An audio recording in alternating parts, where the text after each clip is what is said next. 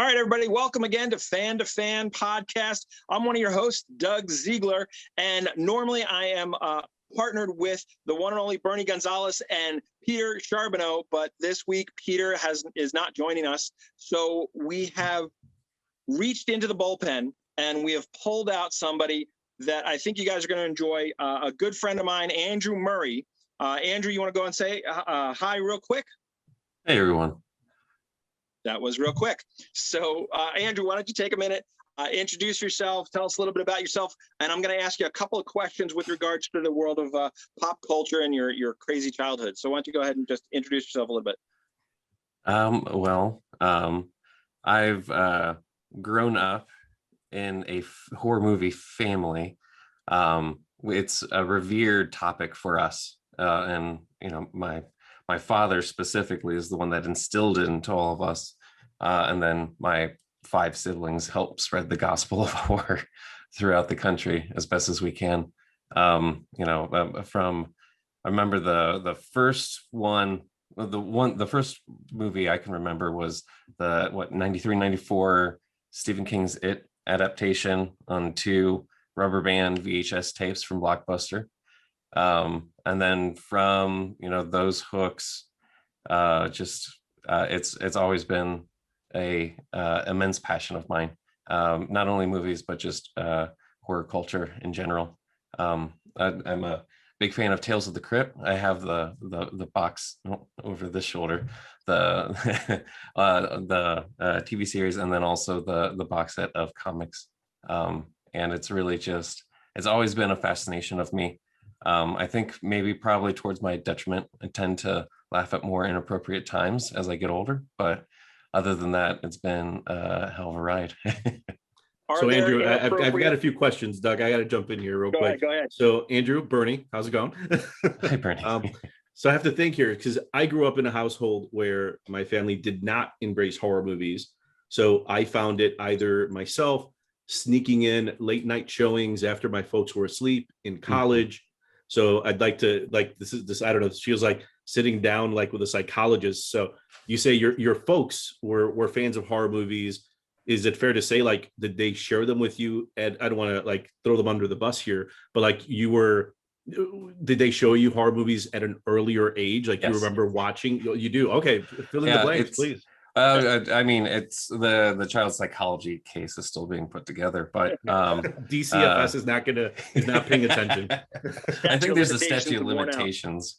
Oh, there you go. But yeah, so especially with my father. My father was the really big horror proponent in our family, and so he would buy. We go to Blockbuster once or twice a week, load up or Family Video once or twice a week. And then he also had a pretty stellar collection of Laserdisc and VHS tapes.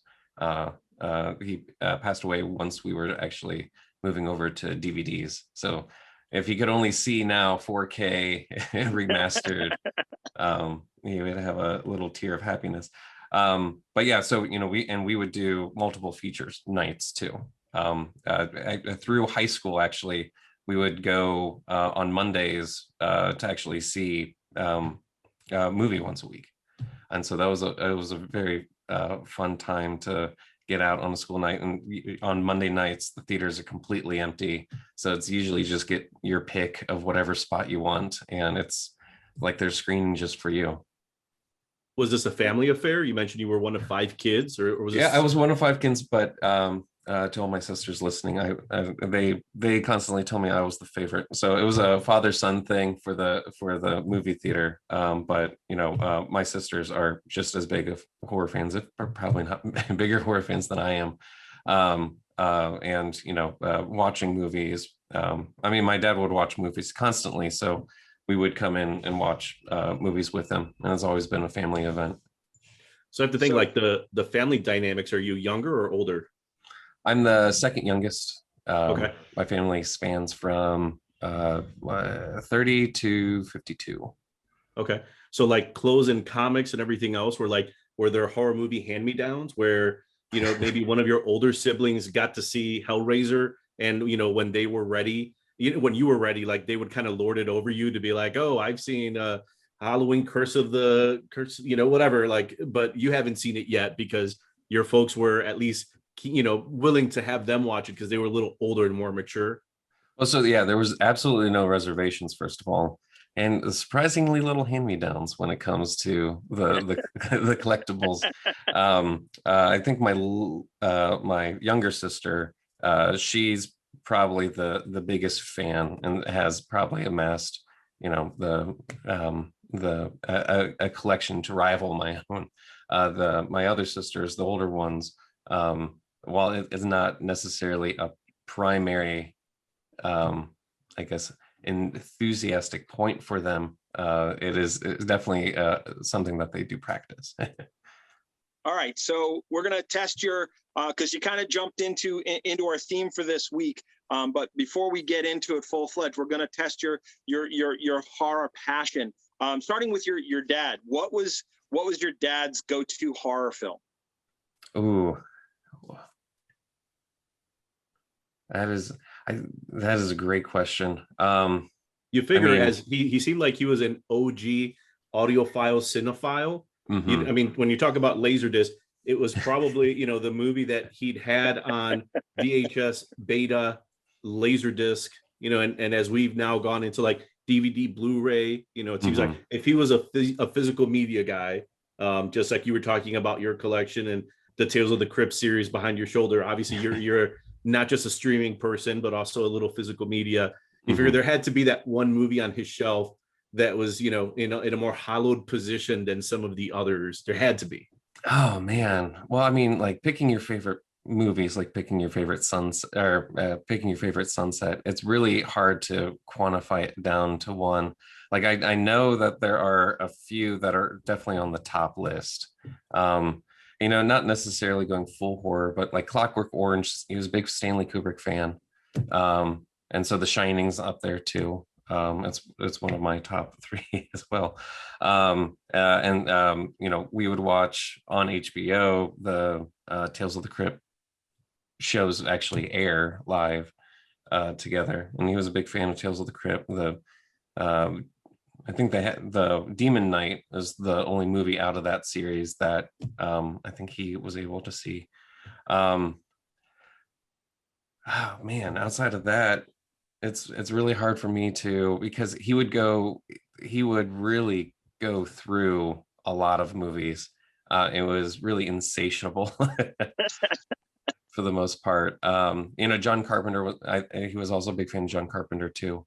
Bernie's heard of him. Yeah. I do celebrate his entire catalog. Okay, as it should be. All right, so we've established your horror lineage. We might as well get to our topic at hand for this episode.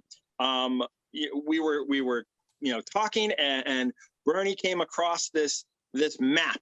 So what we're going to do today is we're going to get in the metaphorical RV, and we are going to drive across the United States, tailing out all of the horror movies across the United States, either where they took place, where they were filmed, where the houses were, because there are some absolutely famous houses and apartments and places where horror movies have taken place, and those have become just as iconic as the movie themselves. So this week we are presenting the United States of horror movies, and I hope you enjoy the road trip. So my question for you guys, first and foremost, are we starting East Coast or West Coast? What do you think? Andrew, this one's all you. We might as well start around where the Pilgrims landed. All right. So we're gonna go northeast. We're gonna start up top. Again, one of my absolute favorite authors. It's where most of his stories took place. So we're gonna start up in Maine with a little movie that has been remade. Once into a TV series, and then once into a remake into a movie. We can forget about those and just go back to the 70s with a little movie called Carrie. So, gentlemen, I'm going to ask you guys, what are your first memories when you think about Carrie? Bernie, we'll start with you.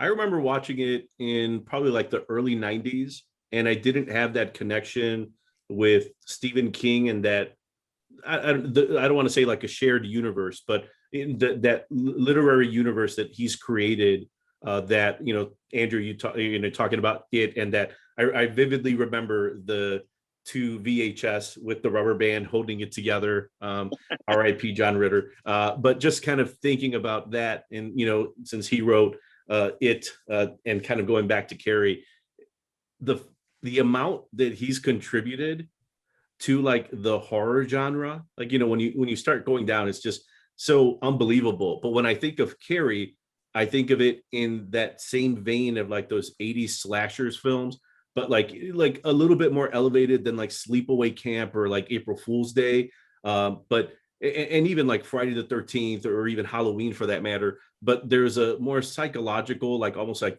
bullying component to Carrie, and then the idea that these psychic powers are kind of a piece of it. When I think of things like Firestarter, in some of those movies of that era, like Dreamscape, if you guys remember that movie with Dennis Quaid, I'm wondering if this was, you know, I think if we'd go back through the 80s, there is something there with, you know, some sort of like Cold War, like brain power manipulation that they use definitely as a theme in the show Stranger Things on Netflix. So yeah, the whole MK Ultra absolutely approach. Absolutely. Yeah. So when I think of Carrie, I think of it kind of in that spectrum. Like, what if this was Stephen King reacting to some of that, you know, the psychological experimentation, but he just happens to put it in a very familiar and drama-filled environment of a high school, so that you have all of the coming of age, bullying, cliques, being accepted, not being accepted, you know, reawakening and like, you know, relationships like sex, drinking, all of these different things. Then on top of that, you're throwing on this poor girl who's going through hell, and then up, you know, in a way can get her ultimate comeuppance. It's like, you know, the greatest revenge story because she can take it out on those people. So I saw it in the 90s, and it didn't necessarily, I didn't understand it because I didn't graduate high school until 96. So I had not gone through the drama of high school. And for me, it was just another slasher film. So it wasn't until much later that I've gained an appreciation for it, which I think, to be fair, is a lot of Stephen King fare. You see it and you understand it, and then you watch it later and you start connecting the dots, and you only appreciate it that much more. Yeah, it really, I definitely agree with you. It feels like, you know, there's this bigger cultural vibe that, you know, was tapped into and influenced. I saw Firestarter actually before I saw Carrie. So it was really interesting to kind of, and I think it was really close to each other too. So it was interesting to see this because, I mean, you know, there's other mechanisms that movies have used in order to have kind of this supernatural power in order to enact revenge. And it's very interesting to rely more on, you know, like psychokinesis as that power instead of like witchcraft or, you know, some sort of totem to really, you know, illustrate, just like, you know, Firestarter, where it's this innate power that gets unlocked within because of a greater, I guess, vengeance arc or a greater, you know, enemy that the anti-hero most likely, because it's rarely heroes that are doing this. But the anti-hero, you know, rises up and realizes their powers in order to kind of right the wrongs against them. It's interesting you say that, because when I think about Carrie, and then I think about a 90s movie that's very much a 90s movie, and like The Craft. And it takes that idea of like witches and like, you know, just having these powers while also going through like puberty and all of these, you know, social things that, you know, society kind of infringing on you.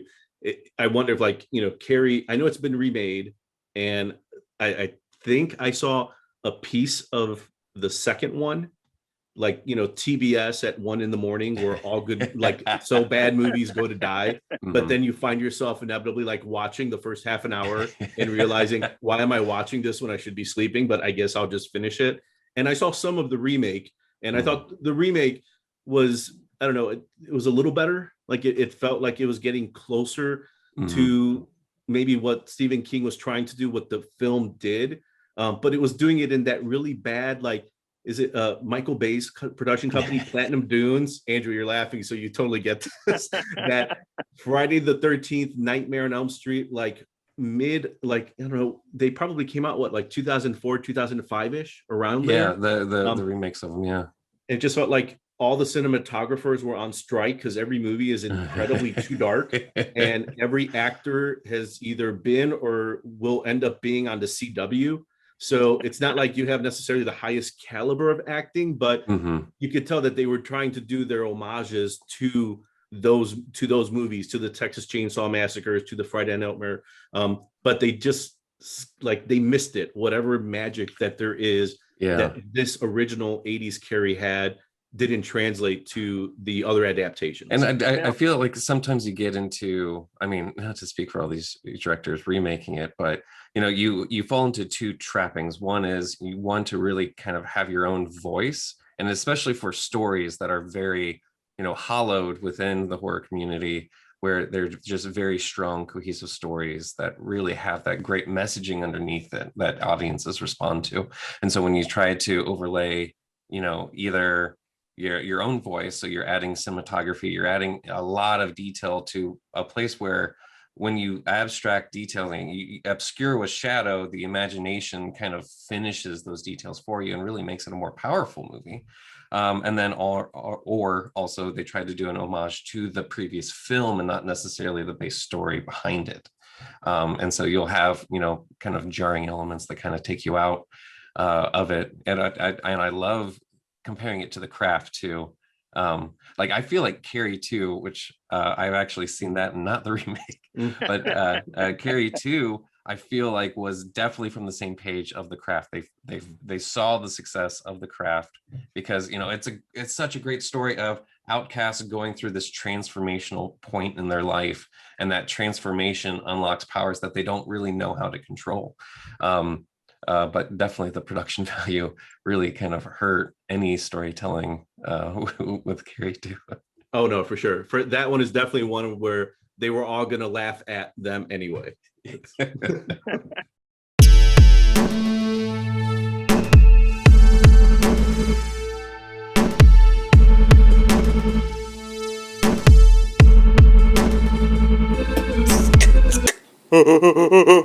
right, so that's one of 48 states, because Alaska and Hawaii are not in this. We might get to it later on.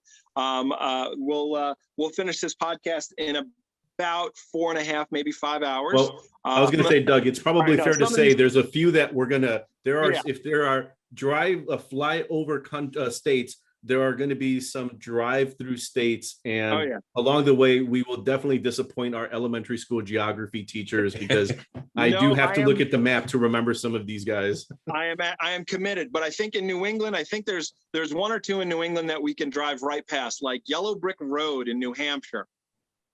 Anybody? No. No. Sorry, Andrew, New Hampshire.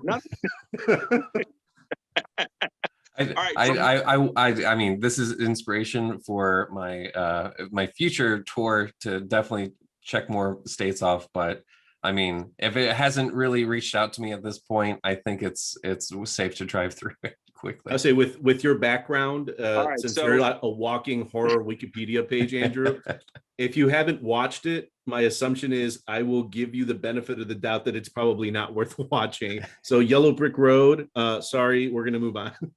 It helps define things. I've seen like all 5 Leprechauns before they rebooted it. So that's the bar, that's the threshold that Yellow Brick Road has to get above in order to actually. There you go. That's a good one. So just doing a cursory search for movies that were filmed in New Hampshire, just to see if we can get rid of Yellow Brick Road, because frankly, I'm a fan of The Wizard of Oz, but I don't think that New Hampshire was really well represented. So let's see, is there anything? The Plague was shot there. The Dead Zone was filmed there. Oh, The Dead Zone. Yeah. Talk about another Stephen King connection. Yeah. The Devil's Disciple, the 59 and 87 film was filmed there. And then Yellow Brick Road. Well, I mean, Doug, you touched on it a little bit before we got rolling, but really, I think it's a good criteria to say that the movie has to really make a statement about the state that it's in. There has to be some good correlation with it. Otherwise, it's just the location.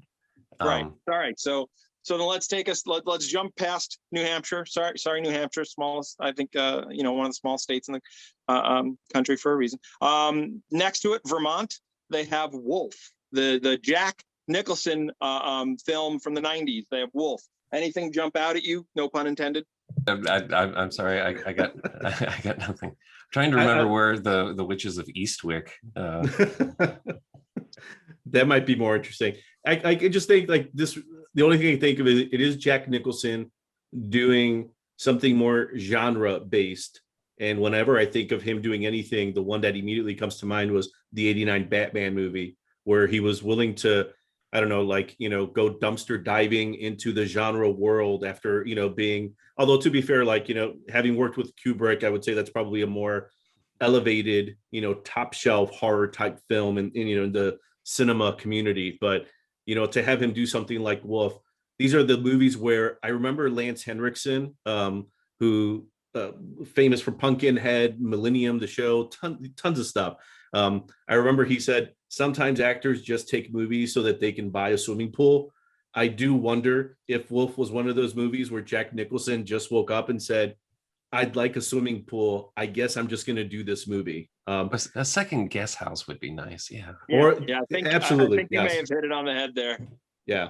So nothing against Wolf, nothing against Nicholson, but it was one of those movies that, Doug, I don't know if you have it in front of you, the year it came out, but it feels like a 94. I think it was like 94. There you go. There you go. It feels like a 94 movie. And in 94, I was watching movie. like The Phantom and The Shadow and much better movies than Wolf. So sorry, Vermont, we're moving on. Had a great cast. You got Michelle Pfeiffer, you got James Spader, Christopher Plummer was in it. Excellent. David Hyde Pierce, great cast. Just, all right. So we're going to stay in New England, but we're going to come down a little bit. We're going to go to Massachusetts. And this is one of my absolute favorites. We've talked about this in past episodes. Jaws. Jaws was, in the fictional hamlet of Amity, which it actually was filmed on Martha's Vineyard. I was going to say Martha Stewart, but that would be kind of difficult. But it was the fictional town of Amity. Martha's Vineyard was where they actually filmed it. And beyond the music, beyond Shaw, beyond the shark that didn't work, the town and the village and every aspect about it was such a huge part of the filming of Jaws. Between the sheriff's office and the hardware store, getting the stuff for the beach clothes signs, every aspect, I think it was so instrumental. If they didn't have the right location, I don't think that movie would have been what it was. I think it lended itself so much to the way that movie was crafted, the suspense that was filled. I think every aspect of that location was perfect. Bernie, what do you think? Do you remember the first time you saw Jaws? Yeah, I do, because I mean it resonates with you when you have this great story and just all those other elements come together and mesh so well. And it's probably one of the first ones I remember where it's just like, the cinematography is great, the acting is spot on, just the pacing of the story too, and how like everything just kind of unfolds. And again, like I'm a big fan of movies that use that, obscuring the monster, the creature in darkness, and just allowing your imagination, allowing just, your mind to fill in the gaps, because it's just, it bumps the suspense and the terror to points that I don't think even with, the most modern graphics, computer graphics, you can ever recreate, just the terror of seeing open water with that sound right behind it, or like for Alien, just knowing that there's this deadly creature just in darkness, and you just have to show darkness, and everything else just kind of comes into that. Well, that's the best part. One of the best parts that I love about the story of Jaws is that Spielberg was not a huge fan of the music that he was hearing, the soundtrack that he was hearing.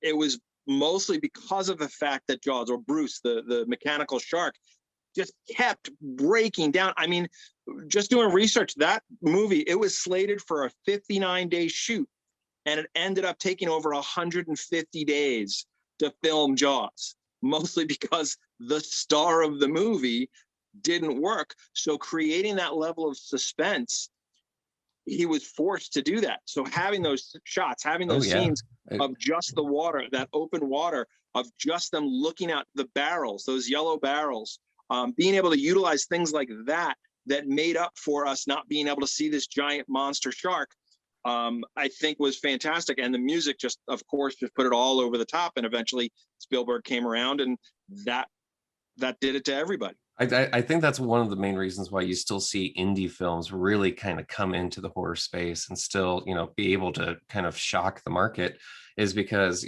those limitations do kind of help push and edge forward the creativity of how you kind of describe through the visual medium, what's going on, because it's really easy to rely on the crutch of, multi-million dollar effects. It's spoon feeding kind of, the visuals to the audience, not to be too critical of it. I mean, there are good effects. Please. But I mean, it's just really to be forced not to show the shark, but how to convey terror through this visual medium, through sound, really is the thing that pushed this movie to the status that it's at. Yeah, and I would say, like, necessity being the mother of invention. I think that's actually what helped this movie become what it's become, because, you have movies like Piranha, which I think was like a James Cameron directed, Roger Corman produced flick, to more modern things like the Sharknado, which is more of a parody, and even like Deep Blue Sea, which is very much like maybe like a late 90s or early aughts kind of like jokey movie that tries to do some of the Jaws thing, but maybe not necessarily effectively. It's more sci-fi channel movie. When you see something like Jaws, like, this is probably the only time these two movies will ever be connected. But Andrew, what you were saying reminded me a lot of Blair Witch Project, where you have a movie that has like a $60,000 budget, ends up becoming like this pop culture, like, just it changes like how movies are made. And going back to someone like Spielberg, who is very much influenced by those like post-World War II, 50s sci-fi. Like, I wouldn't be surprised if, unlike Brian De Palma, where he wears his like Hitchcock on his sleeve, the idea of keeping the menace behind in the shadows, keeping them, like, there had to have been some of that. And there's almost a way where I can imagine, and I'm sure it's been discussed on countless documentaries and interviews about Jaws, that it's almost like if you kept stripping away the creature effects or the ability to do these things, that in the end, like, that's where you see Spielberg almost doing like a Spielberg unplugged, where it's like, this is all you have. Like, you're not going to get the creature, you're not going to get the effects you want, but how do you do it? All right, well, between the open waters and the blackness and like looking at this abyss, like, that's how I'll get this very like primal, very like visceral reaction of people, of just like, it's almost like the idea of like, as a kid, where you put the blankets over your head because then the vampire can't get you. Like, it seems so simple and almost like juvenile to think about. But if you were stuck in the water and now and you see this thing coming at you, or you don't see it, then it's just basically you. Like, you have to either swim as fast as you can or try to get to something, but you're on an island, you're stuck in the water, and you're kind of at the mercy of nature. And there's something really interesting about that you can't hide with special effects and just like creature effects that are more, I don't know, in the present day, definitely more sophisticated. It's like, no, you just got to make it feel scary. Hitchcock is, a great person to bring up as that example, because I mean, he was the master at being able to convey that horror, just because, I mean, he was limited by the effects of his time, and just, being able to see how audiences reacted to his films when they were shown in theaters for the first time.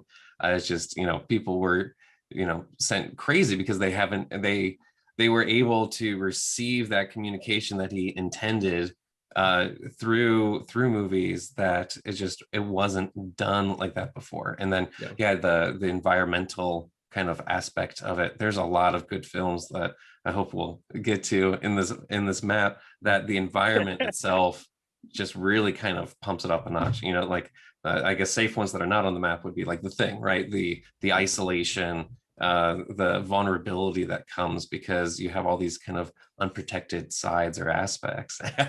All right, Bernie. I think you've got your third host for our rehash of John Carpenter films. I might bow out of that one and just have Andrew step in when Pete's back, because obviously you've found your match when it comes to Mr. Carpenter.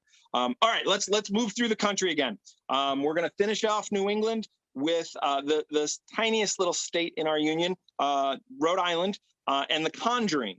Anything for The Conjuring, boys? I'm not as familiar with as many of like when I group these guys together, I kind of put them in that James Wan world where you have things like to even go before the Conjuring movies like Dead Silence that kind of created that look that is very like just like you kind of assign to James Wan films, and then the different Conjuring movies he's done, and to me they're kind of they kind of harken back a little bit where he does try to do something that's a little different. Like there's a Hammer horror, I think, like connection to him. I feel like if you ever got James Wan in a room and you'd go through like different Hammer horror films that he would talk about, because there's something very atmospheric in the movies that he tries to do, and that creation of like the spirit world, and putting those things together. I think he is trying to harken back to like old school horror.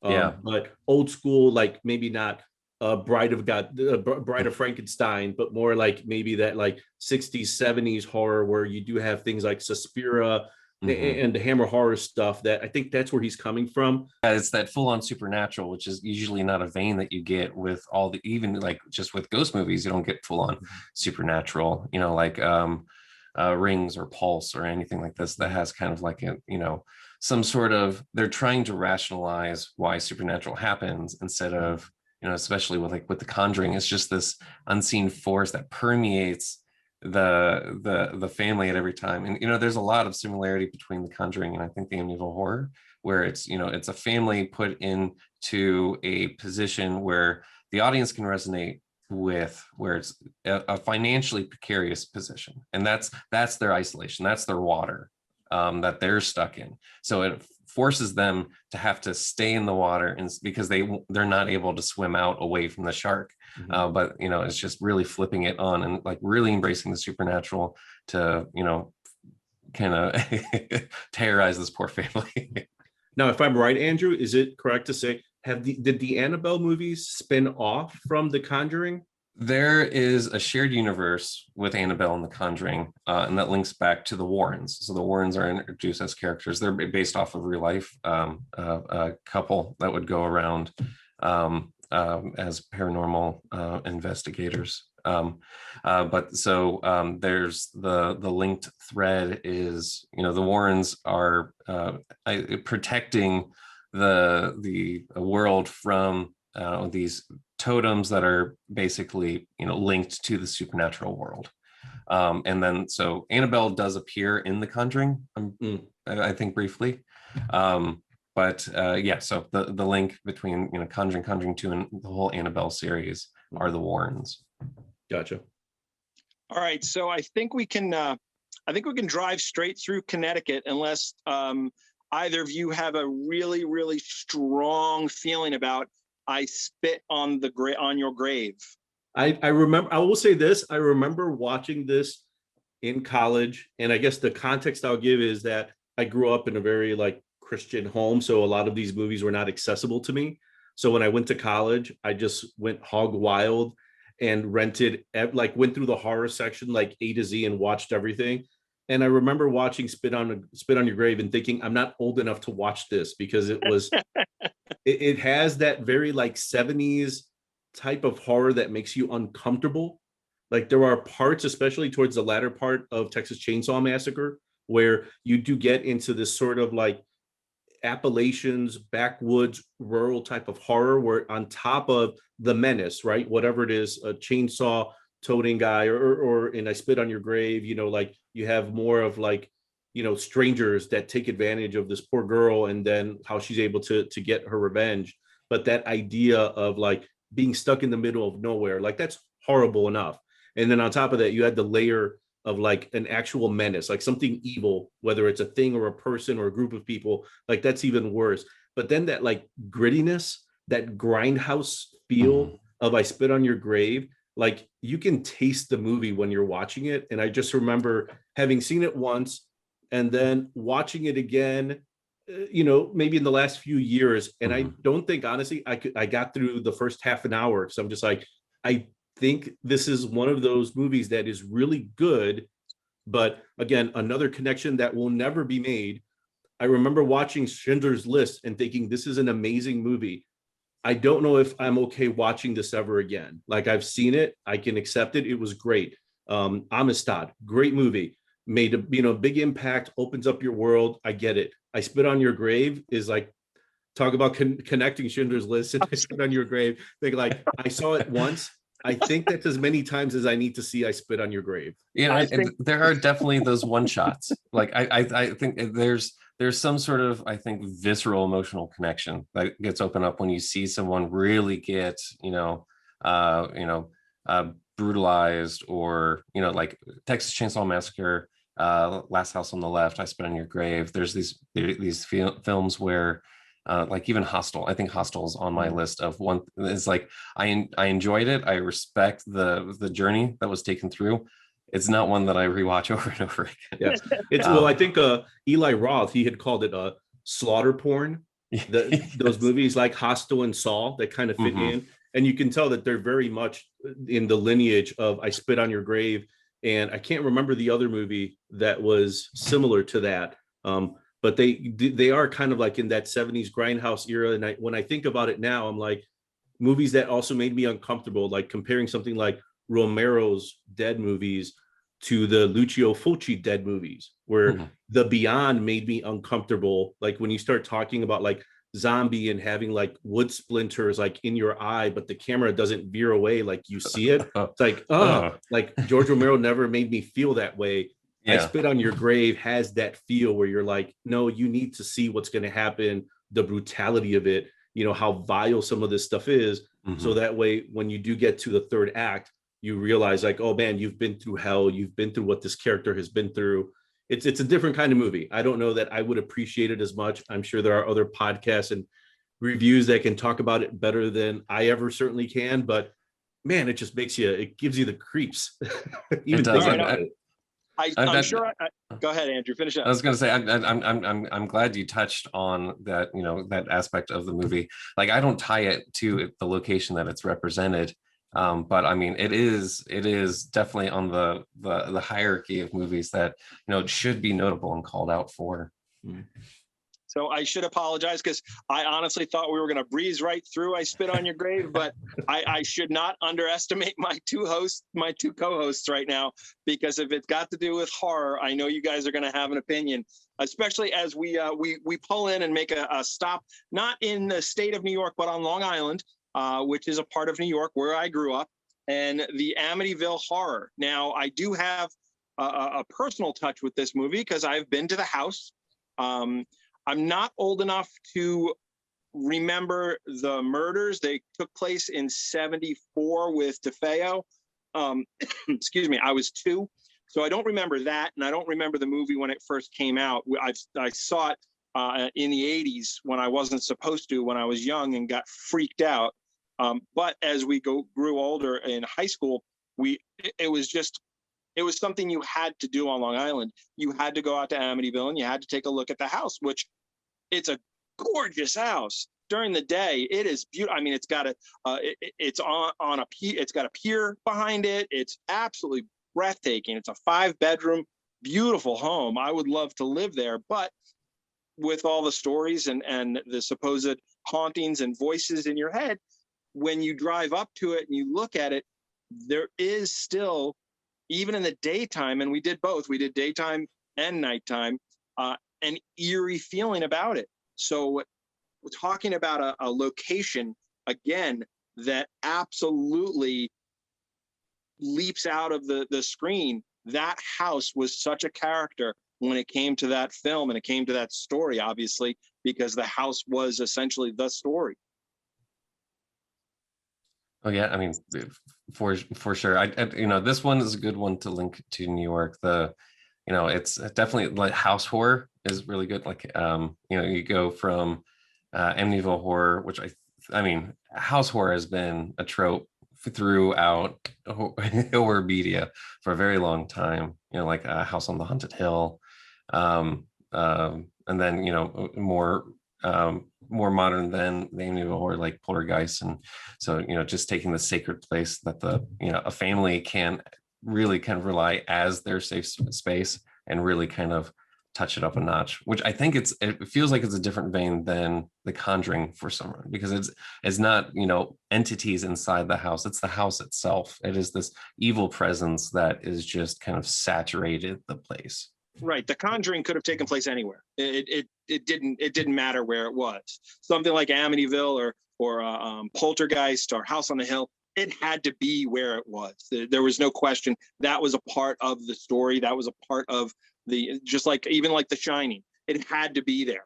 That was an integral part of the storytelling. And I think there's something, Andrew, to what you were saying, like that idea that like if in The Conjuring or to be fair, like movies like Sinister, where like this family either stumbles on or kind of goes into this world that they're a supernatural world where the ghost, the haunting, whatever it is kind of infringing on them and making them uncomfortable. So doing whatever it is, so that it kind of throws off their dynamics. The father becomes a bit more irritable. The kids, are doing things they would not have done.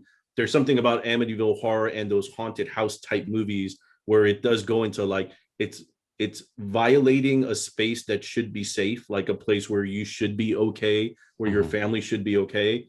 And having seen this a few times, like when I think about like James Brolin, who did such a really good job of like the physicality of showing how this entity, whatever it was taking him over, changing his like personality, his psyche, the stress, like, the physicality of it was really memorable. And even in Margot Kidder, where to me, she was always Lois from Superman, where she was able to also do a really good job of reacting to her husband's kind of like, I don't know, mental collapse, because this house is just like closing in on them.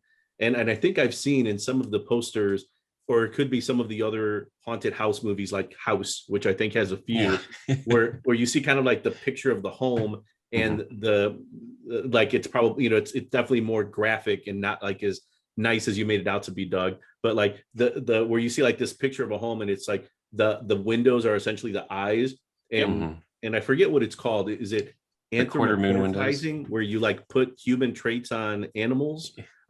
That same idea with the house. Like the house doesn't have eyes, but if it did, like the windows almost look crooked, like the door is like a mouth, like it takes you in, it swallows you in, and like it has this effect.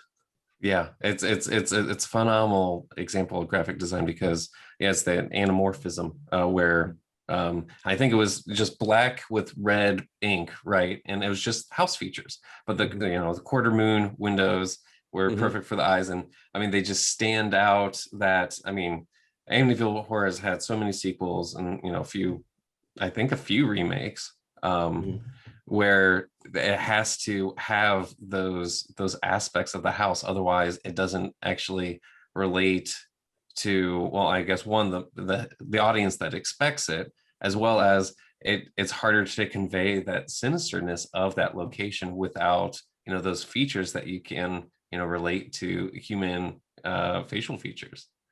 And there's something like the flies, the swarms that kind of start coming around the house, something really biblical about that, because you start thinking about like the different plagues from like the Old Testament, but even like the ooze and the pipes, that reminds me of like all of those like 1800s like ectoplasm things where they would have like these seances. And I think they were debunked enough times, but where people would probably just make these things to make it look like stuff's coming out of their mouth. But all of that just kind of creates like tangible things to the supernatural world.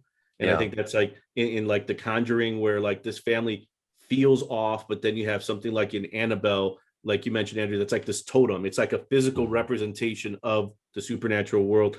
This house is the same thing. And it's like the way it's reacting to people is like, all right, well, I'm going to make you uncomfortable. I'm going to put a bunch of flies in this room and make it feel like something kind of grotesque, something evil.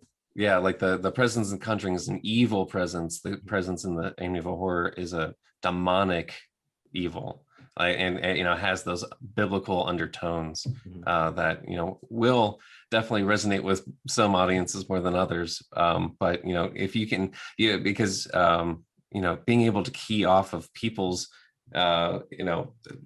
people's understandings and learnings and insight to however they view the paranormal and however they view how life is, you can take all that luggage that comes with that and use that to really kind of hone in. There's all these kind of, it's just like how you would do it with the shadow over the creature. You can use all this kind of shared information around something. That's what I kind of like about this map, is because the good states that are represented here have a shared understanding with the location that really kind of take it up a notch or two for the movie and help kind of deliver that message.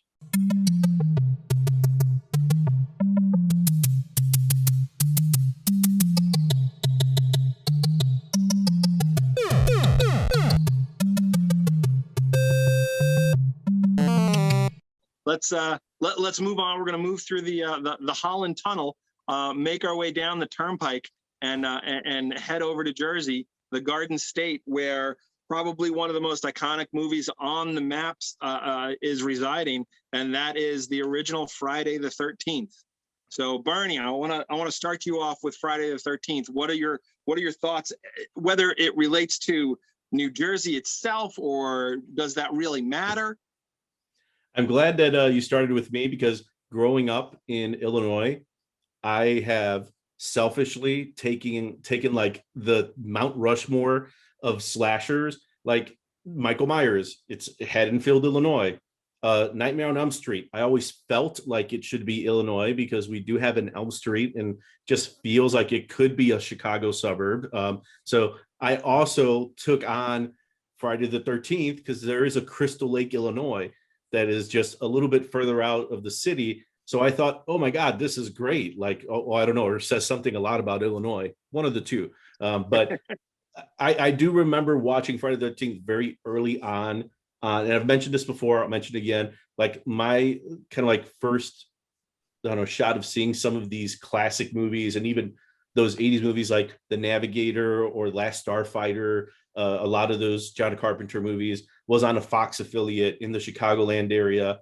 And that's how I saw Friday the 13th. Now, to be fair, it was an edited version, and having seen it many times over many years, I mean, I think every Halloween season, I do try to get through 4 or 5 of them. When we start going to Manhattan, I start losing interest a little bit.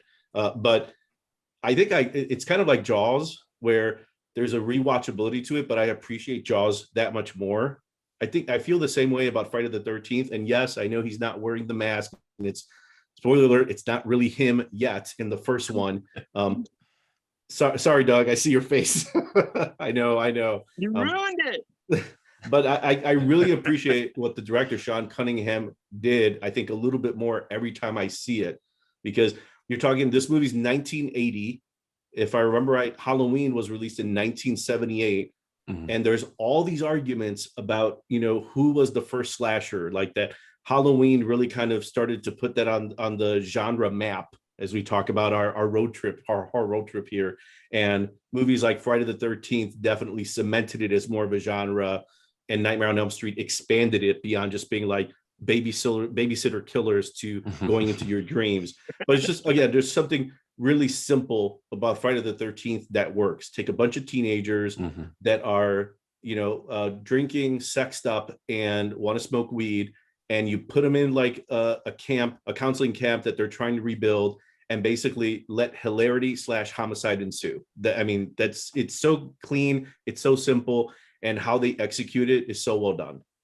Yeah, and the entire storyline of Friday the 13th through all the sequels too, it's a crazy trip, but I mean, it is, I think it really helps reemphasize the difference between like Michael Myers and Jason Voorhees, where Jason Voorhees is like a revenge spirit. He is like, they're both immortal slashers, right? And it's that 1-2 punch that really kind of locked in, what you can do with the slasher genre.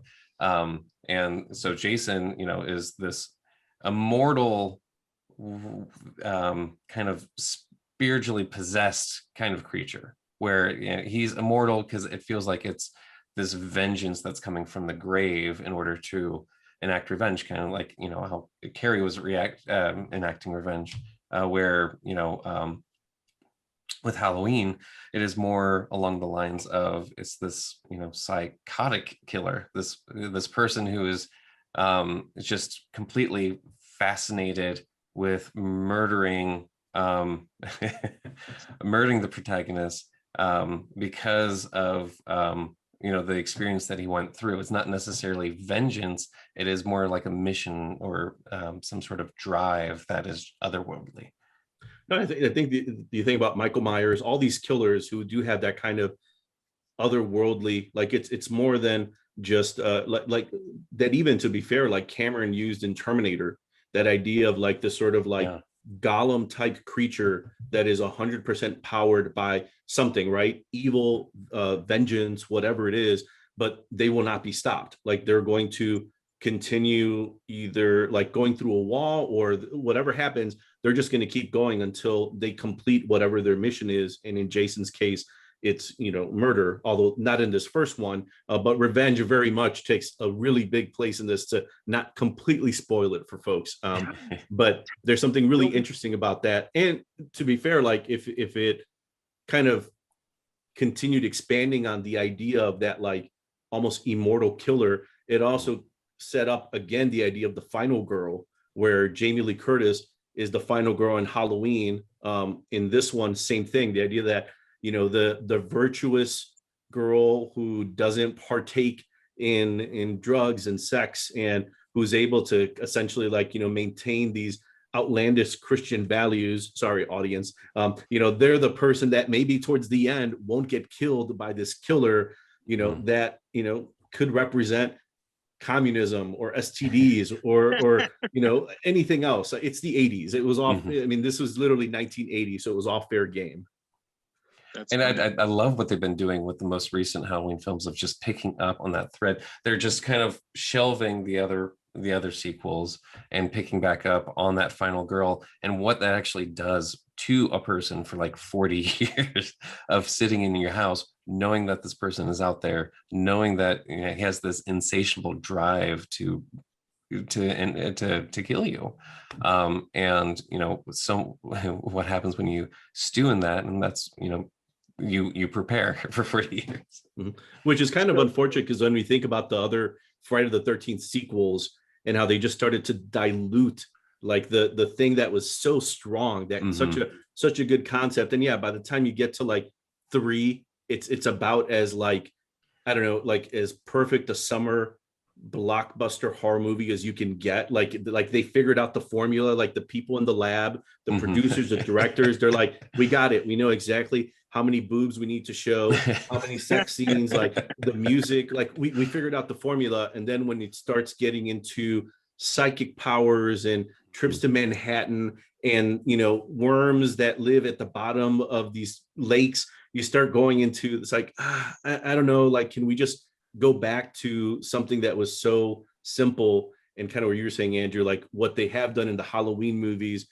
it kind of sucks that they've done the opposite with the Friday the 13th movies. Although, to be fair, the reboot was a little bit more stripped down and maybe is one of the better Platinum Dunes, Michael Bay produced efforts. But even then, like Jason looked great. But then the idea of it was at least simple, kind of like what the original was. And you got to always, question a series of films where one of the movies goes to space. If it's a horror film that not the first one goes to space, but like something 3, 5, 10 later goes to space, there isn't and definitely a disclaimer and asterisk that you have to have on it. Although I will say that I did appreciate Jason Goes to Hell as a sequel, because I feel like they really kind of took it in a wild different direction, but it was, I think it re-emphasized the villain we saw in the second and the third one, and what he kind of grew to be. It's that otherworldly vengeance creature, and now that vengeance is then pulled out of the actual vessel that is Jason Voorhees, and is now given its own totem in this. And when someone, not to ruin this movie that's been out for 25 years for everyone, but when someone is compelled to eat Jason's heart and then becomes Jason, and that vessel then dies, and then someone's compelled to eat that heart, it really kind of adds legitimacy to the world that they're creating, where there is this kind of otherworldly presence that is fueling this rage, that just is going after non-virtuous people. So all right, so let me ask both of you guys, because again, you guys are absolutely the authorities when it comes to horror. I am just driving the RV here, but I'm gonna throw some things in that I think about. So when we think about Michael Myers and Jason Voorhees, these two speechless, menacing characters,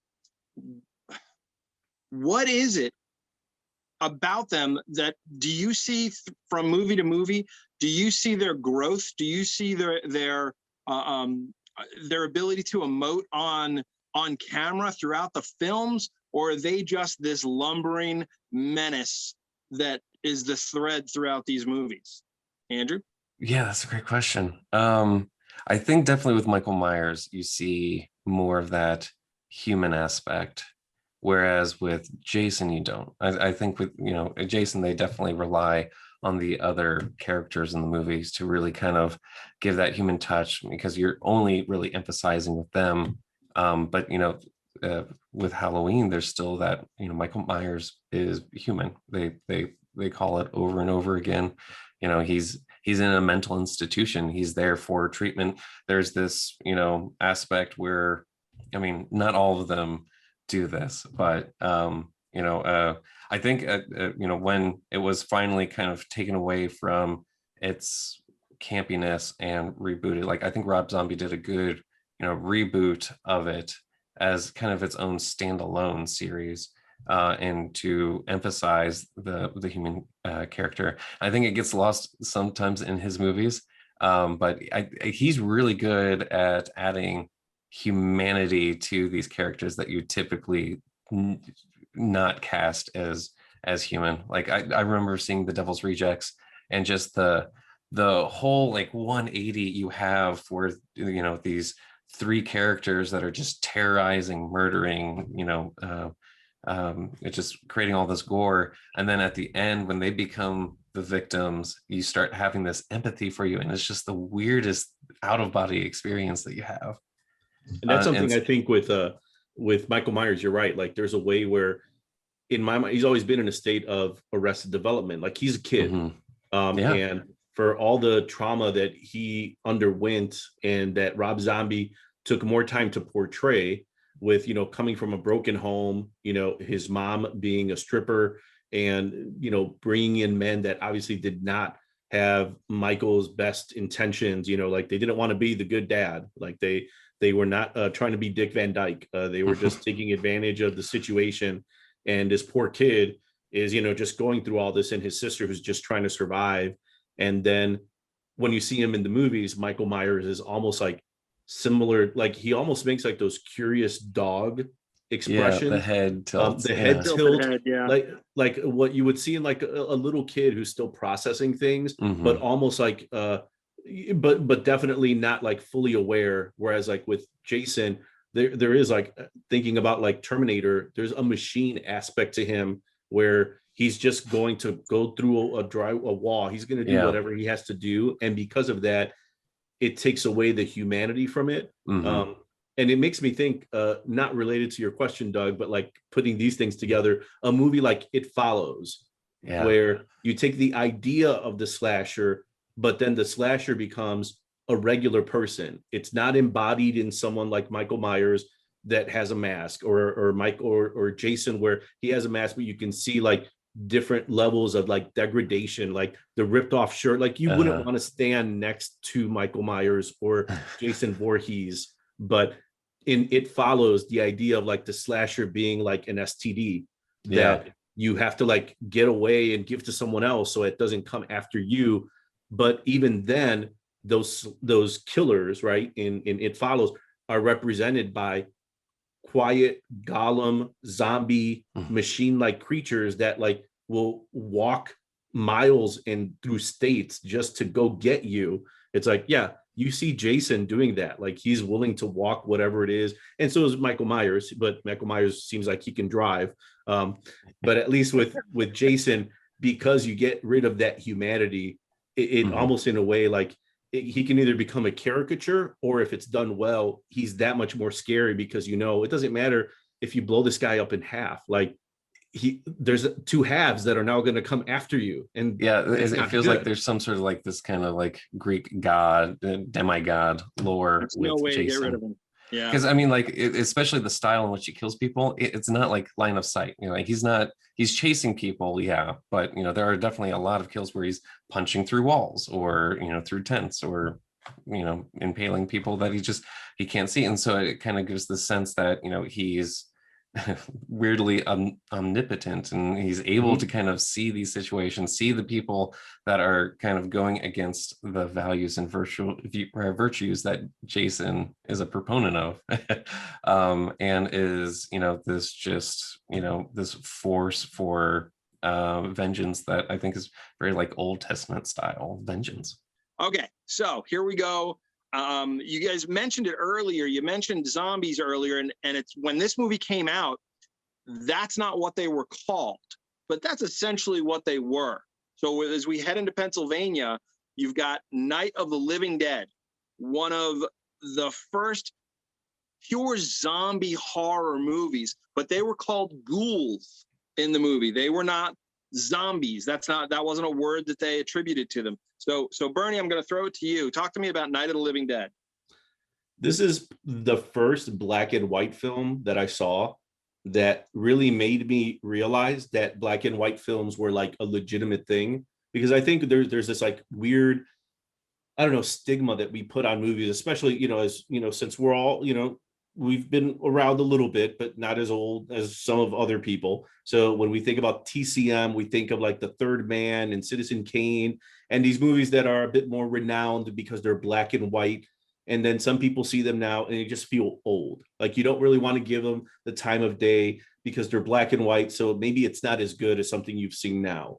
But first time I saw Night of the Living Dead was the first time where it kind of took that idea that I already had and kind of changed it, because seeing what George Romero did in the movie, and mind you, this was at a point where I'd started to see movies like Halloween, Friday the 13th, Nightmare on Elm Street. I'd seen the slasher films, Poltergeist, Exorcist, Shining, seen some of those movies. But then to stumble onto Night of the Living Dead and realize that, wow, like this movie that is older than I've been alive and was made by someone who was very much inspired by those like kind of like post-war you know, like monster movies that were affected by radiation that you see, you know, completely riffed on Mystery Science Theater 3000, that he went out and made this very smart and at the same time very like conscious movie that, you know, if you know Night of the Living Dead, you've heard people talk about how the zombies represent communism or maybe the Red Scare. And George Romero has come out and said, no, like, you know, that's not necessarily true. But either way, just the idea that it sets up the idea of zombies in the way we know it now, in the way that people see it on The Walking Dead. Like that was my first impression of it, like seeing it and really just having a lot of my mindset change regarding what black and white movies are and the impact they can have, and how a movie like this, like you can trace the lineage of its impact on a lot of movies easily to the present day. And it's funny that you mentioned the black and white part. Was, you know, this was the first black and white that you really paid attention to. I mean, the movie came out in 1968. Black and white was just, it wasn't a thing. I mean, he chose to make the film in black and white.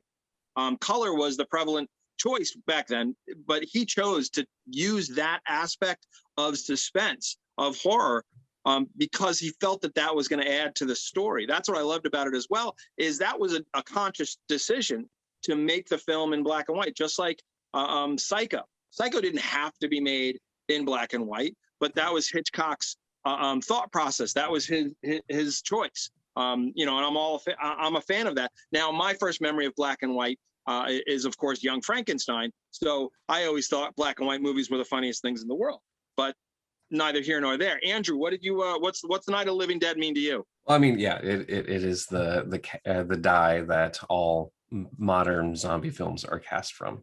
From the rules that Romero kind of puts down, and it's fascinating to me that Romero never came out with like a Lord of the Rings style book trilogy that paints his universe, because I mean he has a very consistent view of the universe in which these movies operate in throughout all of his sequels. And yeah, I mean it holds up really well for being from the 70s, and especially being in black and white, because I mean there's a lot of people that just won't give black and white movies the time of day, and really you forget that it's in black and white when you're watching it. You're so engrossed into everything, the way that he handles the camera through all of it. You don't run into any kind of muddiness or any hard understanding of what you're seeing, what's being depicted in front of you.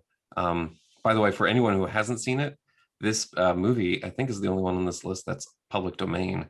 It's in the Library of Congress, so you can just download it and watch it for free. And it's I think it holds up really well. It's a good spring pad. Like, I don't think a lot of Romero's outside of the trilogy of The Living Dead, which Kentucky on this map is not a representative of. Outside of that, I think he sometimes gets lost in his rules, because was Land of the Dead was the one that they went to New York, and he made a really big emphasis on zombies using tools and being able to kind of recall some of their past life or some of their past experience. And it's interesting to see this huge swath of zombie films that came out in the 90s and the 2000s, that renaissance of zombie films that happened then, really kind of steered away from that, and it just kind of felt foreign for the person that actually made the cast that all these movies are from to have his own specific rule set, his specific spin on it, and it felt counter, even though it is the gauge and that these other ones should be measured on. It's interesting too, because when you mentioned Land of the Dead, like, it's very much a commentary on class, like the haves and have-nots, the people, the rich people who live in the tower versus the folks who literally like stormed the gates to be able to kind of fight that. And you think of Dawn of the Dead, which is very much a commentary on capitalism, and the idea of like that kind of like Reagan era, like like the mall and just like spending and credit cards and what was it, the lifestyles of the rich and famous. Like, you had all of these things where there was opulence, and the idea is that America was being sold on how opulence is a viable option. Like, you should strive towards all of these, greed is good, right? So for a movie that at least in his remarks, from what I remember reading, he was not out there to try to create a movie that was a commentary on the Red Scare. His subsequent movies, well, maybe not like Diary of the Dead, some of the other ones after that, in at least his original intentions, it seems like he was trying to say something. And, to be fair, he was a child, like in that era growing up, like after World War II, where you are worried, you're like in a post atomic age where this threat is out there and it's possible. So the idea of like radiation and things like Chernobyl, like, the idea of like the impacts that it would have, like we wouldn't know, like we're still figuring this stuff out now. But to be able to say, oh, this atomic age creature, and going back to our commentary on Jaws, like like kind of keeping things on the cheap, where, all right, well, I'm just going to make it in black and white because it'll make it that much more thrilling and more scary, more I think the term is chiaroscuro, like a lot of blacks, a lot of high contrast, so that it can be very stark. And if you're on a budget, which he very much was, then on top of that, you have basically just a bunch of buddies that you get together and you have them wear like togas and anything that makes them look like they could be creatures from the grave. And it's his eye that I think separates Night of the Living Dead from becoming like, and like we could be talking about Night of the Living Dead in the same thing as Plan 9 from Outer Space. Like all the ingredients make up an Ed Wood movie, but somehow he was able to take it and do something more with it. So when I do think of Night of the Living Dead and, you know, how much of an impact it's had on me and just like the overall genre, let alone film, it always kind of makes me a little sad because like you mentioned, Andrew, like the public domain piece makes it that he wasn't able to fully profit from all of his hard work and everything he did. And just because of, you know, I think it's because they didn't put the copyright notice on like the original cans when they like put them out to theaters. I think it's I think like it might have been some sort of renewal issue with there we go. Because before Sonny Bono helped champion, you know, the change to our copyright law, you know, there was a, you know, the purpose of copyright was to allow for someone to make money for a temporary period of time and then allow it to enter the public domain, so that way it could be kind of picked up by the public and used for other creative works. Not necessarily to, you know, try to distribute. But yeah, no, it is sad for that. You brought up a point around, you know, the atomic age and using basically that as the mechanism to cause the zombies or the ghouls to pop out. And, you know, there's a really, it's a fascinating thread when you see new technology enter into the public sphere and, you know, the immediate kind of reaction the public has that there's this underlying fear that you can kind of tap into to help you deliver a message, like Mary Shelley's Frankenstein. And, you know, it's the beginning of the electric age, and now you have electricity bringing the dead back to life. And then now the atomic age, where it's a new energy age. This energy, there's not a lot of, you know, public understanding around it, and it's bringing the dead back to life. It's fascinating to see kind of those threads span generations. And how he's actually a bit vague, that they make the comment about, like, I think it's a satellite that's returned and may have some like residual radiation on it, which they kind of put in there, I think, as a throwaway line on one of the newscasts to kind of create some like causation for the zombie outbreak and why the dead are coming back to life. And when I think about that, the comets, I immediately think of the great movie Night of the Comet, where it is like this comet that goes through and turns all these people into the undead or powder, one of the two.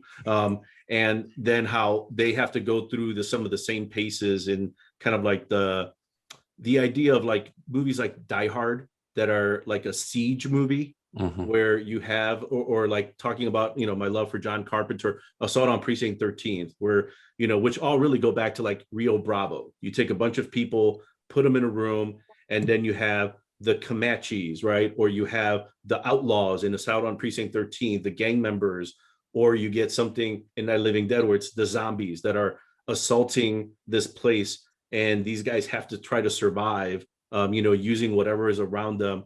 There's something really interesting to think, like, all of these tropes that he was playing with and that he was taking and doing something more with. I don't know. It just, there's something about Night of the Living Dead that's just so cool. I was gonna, if you're watching it, because as Andrew mentioned, it is downloadable, I'd made my own like ghetto Criterion version of the movie. And That's there awesome. are multiple versions of the movie that I do own. One of them which has a riff track from Mike Nelson from Mystery Science Theater 3000. So if you haven't seen it, like Andrew said, it's pretty much available everywhere. You can go on YouTube and find it.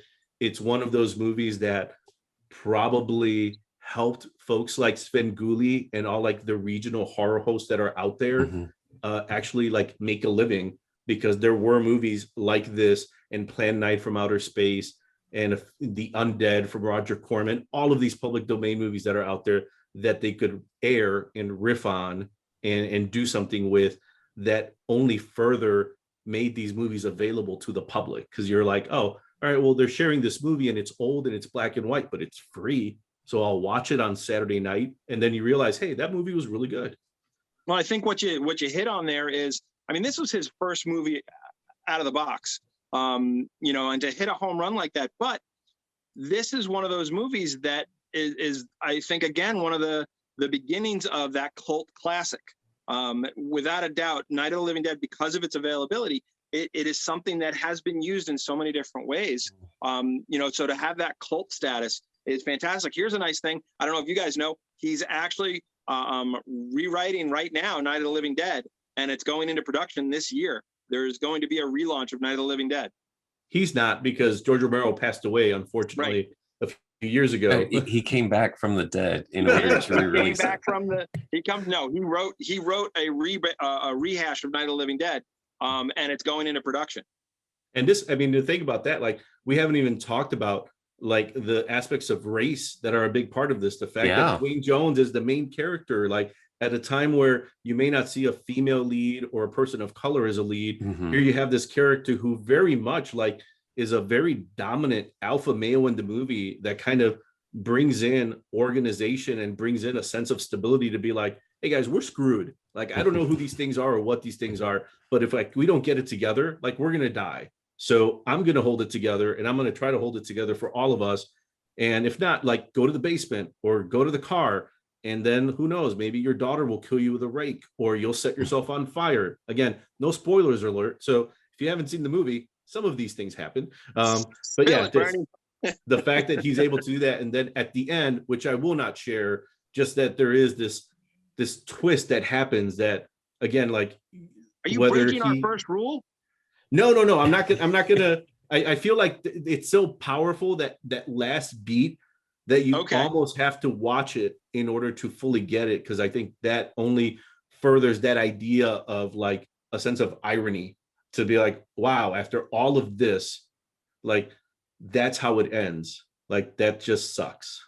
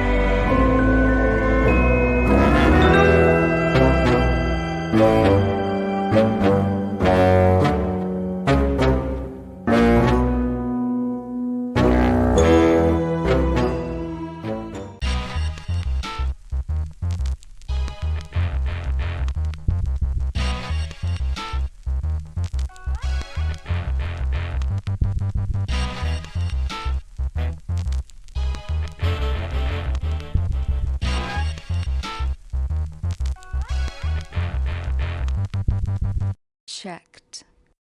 Here we go. We're going to go into Ohio and finish up this episode of our road trip across America's horror movies with probably, if you think of it as a tripod with Halloween, Friday the 13th, you got to throw in Nightmare on Elm Street. So Nightmare on Elm Street, that's for somebody, and again, self-proclaimed not a massive horror fan. This is one of those that I just loved, because that was a pure 80s. It had everything 80s in it. It was a pure 80s movie. The Freddy Krueger, the main protagonist or antagonist, was just, I think, perfectly illustrated. He was just larger than life. And for me, as somebody who wasn't a fan of that genre, I was drawn to the movie because of Freddy Krueger. I thought that was the coolest thing. I'm a character-driven person, so give me somebody that just jumps off the screen and I'm in. And Freddy Krueger did that for me. So I was a huge fan of the Nightmare series, and even the bad ones. I've gone through them. But Andrew, what is it about Nightmare on Elm Street that kind of made it that third tentpole of the slasher movies with Friday and Halloween? Well, I mean, it has, the same elements that, Friday the 13th has with its, antagonist, its villain, where it's, you know, this kind of just otherworldly, you know, demigod like creature that's chasing you. And there's this relentless nature that all three have, right? Because they're just endlessly pursuing you. But just the flipping the script of, it's taking the safe spaces that, you know, the Conjuring and Amityville Horror have, where your house is your safe space for your family, your dreams are your safe space for your waking life, and turning that into the, you know, this killing field where this you know, this villain can just come in and you're absolutely vulnerable. And, you know, it really kind of, it sets Freddy Krueger wildly apart from the other two. And honestly, like what Robert Englund, right, who plays Freddy, yeah, he plays such a pronounced character. Like there's you know, the other two movies kind of fell into campiness. I feel like Robert Englund was able to take Freddy and really kind of ride a wave with it. Because I put Freddy in with Pennywise as far as that type of psychological demon. Just messes with people. It's like a psychological supernatural, but like in a different vein than, you know, Carrie or Firestarter, where it's, you know, there's a scientific nature to it. This one is, you know, purely the supernatural, the unexplained, the paranormal, but, you know, it has this, you know, overlap Venn diagram over into something that we think is, you know, really specifically tied to science, to reality, to our understanding. And, you know, there's just a lot of fun places that you can play with that overlap. I think especially with Wes Craven, like the film was released in 1984, Halloween was 1978, and Jason, Friday the 13th, the original one was 1980 as well. So it's a few years removed from the other two tentpoles. So Wes Craven had some time to kind of see like how audiences are reacting to this whole new slasher genre in the 80s that's now started. But you think about like his background, like he started in the porn industry. I'm pretty sure he was a filmmaker or something in Deep Throat. So I don't think it's ever been disclosed like what his role was. I don't know if he was like a cameraman or, you know, best boy on the film. Who knows? Best secret. But he started working there, and then eventually the film that he goes to is Last House on the Left, which is similar to I Spit on Your Grave, and that kind of like very like grindhouse type of film in the 70s. Then he goes to Hills Have Eyes, that I've never been a big fan of, but it still plays around with that sort of like Appalachia by way of like radiation, what it can do to people and into, you know, like people who are stuck out in the middle of nowhere. So he has all of those movies under his belt. One of his writing partners was Sean Cunningham, who directed Friday the 13th. So it's almost like, I don't know, just like you're like connecting all of these dots to be like, here's this guy, he's got experiences, probably one, working on a budget, and then two, having to be very innovative in working, you know, like getting things going. And mind you, there are all the jokes that I am making about the porn industry when I talk about all these things. But that idea that you got Wes Craven coming out like a very like amateur grindhouse, like gritty film mentality. He makes a few horror films. He sees what his buddy Sean Cunningham, the success he just got in Friday the 13th. And instead of doing the quiet, like monster in Michael Myers or inevitably what would see Jason, he's like, I'm going to make this guy who's basically a jester, like a joke. Like he's going to have fun with people and he's going to like literally mess with their dreams, which like Andrew, like you were saying, like you should be safe there, but you're not.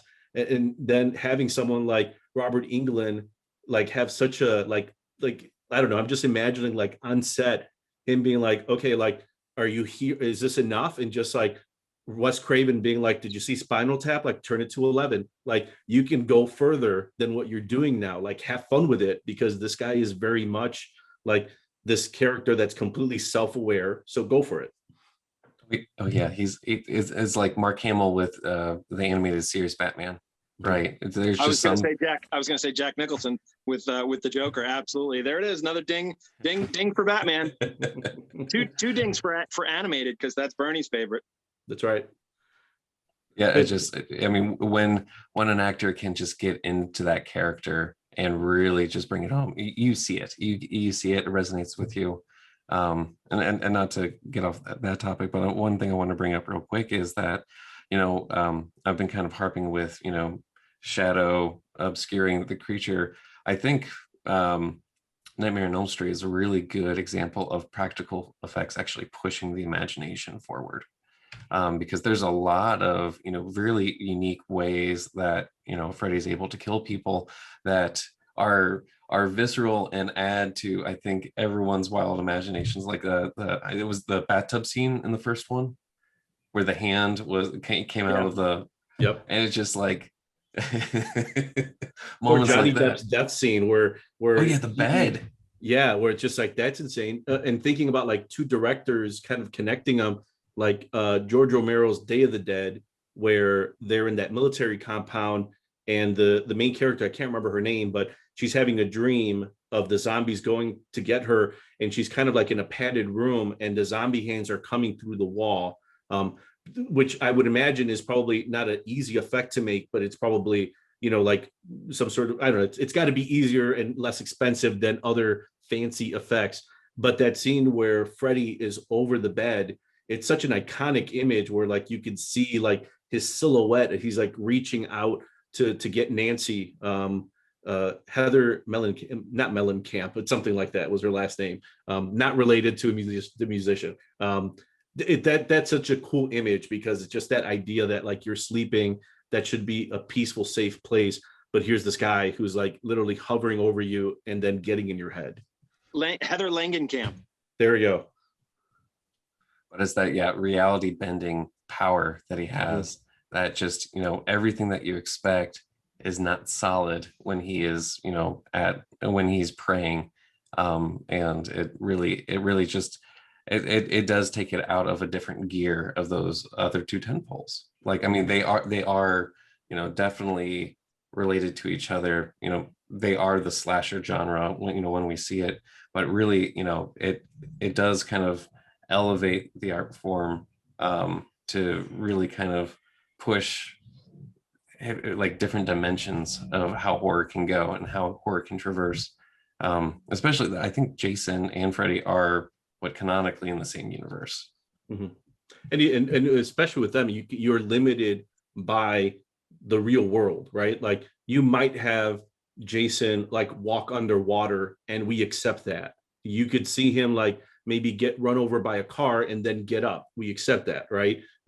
We accept that with Michael Myers to a point, because we know, because they've shown it to us that he's human. So if he gets cut in half, I don't like my suspension of disbelief doesn't go so far to think like Michael should not get up, like his severed upper half should not get up, because I just saw him as a kid. That doesn't really work unless he ate like the Voorhees heart, and then now it all makes sense. So that's how we can combine it. But with like Freddy Krueger, the idea, like you said, like it's mind altering, it's different. Like you have no limits. Like you can be in any place at any time, so that he's not limited by the physicality, the physical world of the other slashers, which again, like I'm thinking if you're a director, like you can have all these really cool images, like when he stretches out the arms and his claws are scratching against, which is just like a simple image, but because he's in a silhouette, like you see, it's not a normal human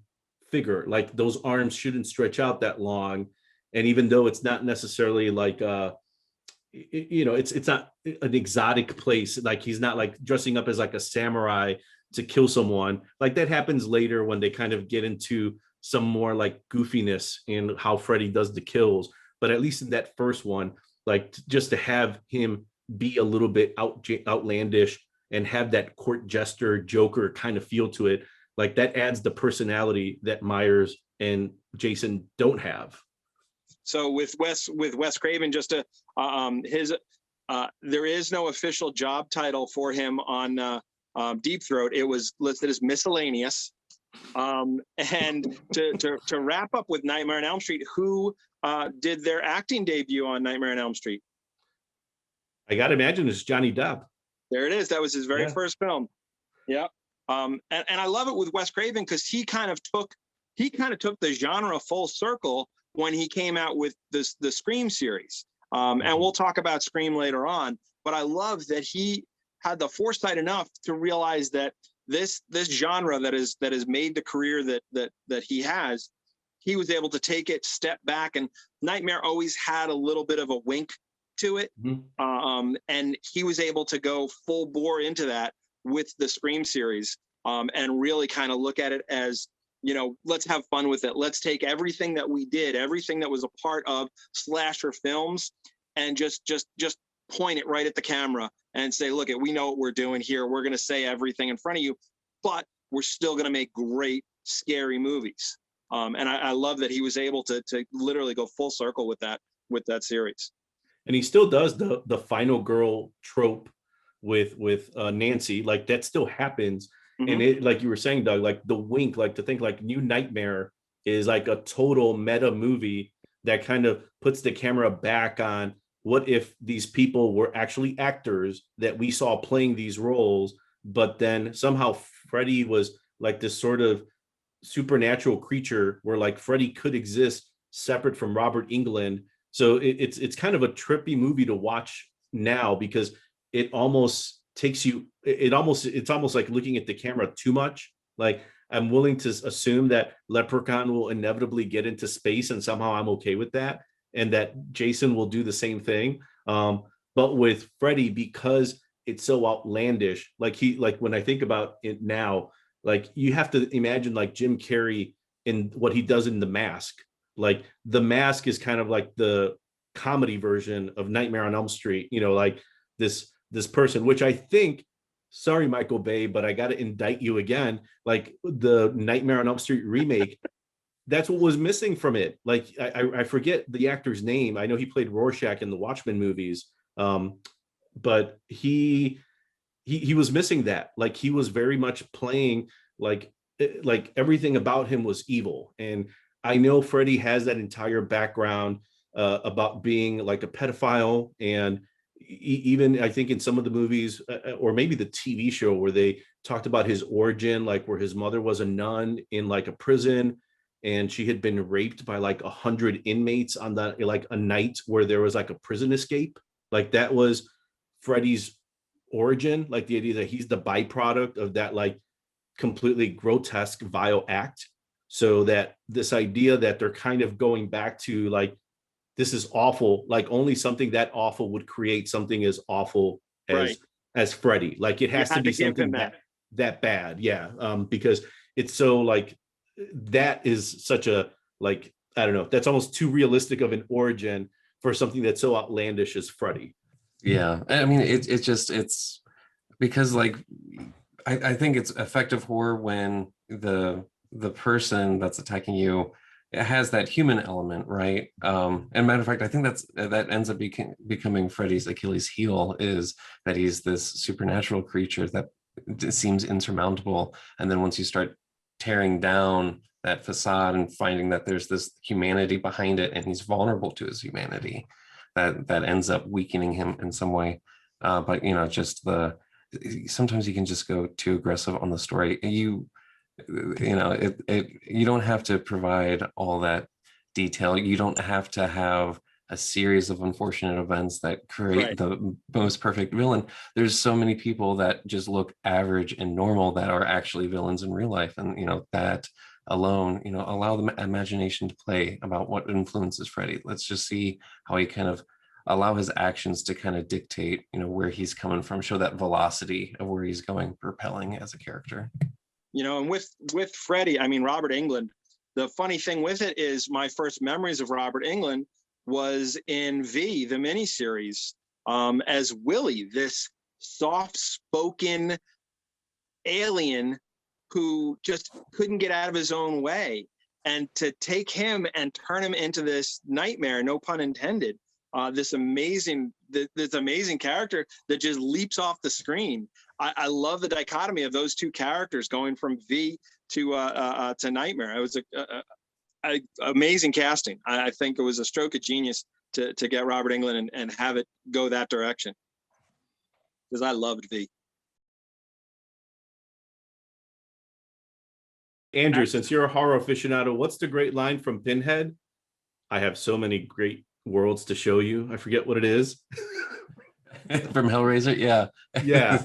This is the part where we would probably drop in the part of Pinhead actually saying the thing, which is perfect for this. Because yes, I think having you back would be good. We have happen. so many other things to unpack.